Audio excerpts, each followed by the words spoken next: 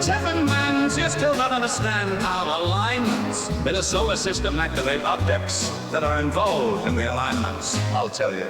The alignment must be straight. The straighter the alignment, the stronger a certain dark energy is activated. It's about energy that physicists still don't understand. The energy that the nuclei of atoms recycle. In the nuclei of atoms, there are congestion areas of energy that is scattered into space, which recycle the dark energy that is scattered into space, which creates particles that are being registered, such as electrons and photons, which are still composed of energy that is scattered into space. This energy that is scattered into space, dark energy, is activated during alignments. The stronger, the longer these dark energy particles meet each other on the opposite sphere, the longer the time, the straighter the alignment.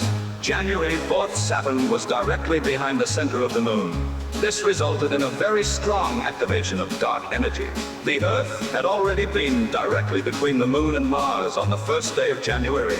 On the 5th day of January, Neptune was still almost directly behind the moon. So it was no wonder that you had wild snowstorms there in the USA right then. And it was no wonder that you had wild tornado outbreaks on March 14th and 15th. On March 12th, Saturn was quite directly behind the Sun. On March 14th, a total lunar eclipse, meaning the Earth was very directly between the Moon and the Sun. Just a few hours earlier, the Earth had been between the Moon and Saturn. On the evening of March 14th, the Earth was still between the Moon and Neptune. So the Sun was able to activate the dark energy that was being pushed towards the Earth all the time. And the Moon participated in the activations 3 different times on March 14th. This was a completely exceptional situation. I had predicted in advance, more than 2 months earlier, that there would be a very high chance of tornado outbreaks on March 14th, 2025. And you in the USA had wild storms and a lot of really strong tornadoes at that time. I also predicted volcanic activations and earthquakes.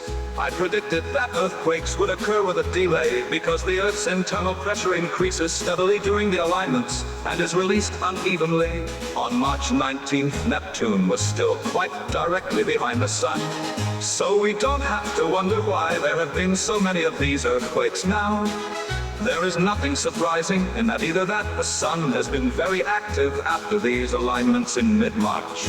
In May, the Sun and the Earth will be activated strongly again, especially the Earth. Between May 16th and 19th, Uranus will strongly activate the Earth and the Sun from the solar background area between the Moon and Mars as soon as the 19th. Google Saturn and read more. Uzi Sumi blog or Facebook. Love, love, love, love, love, love, love.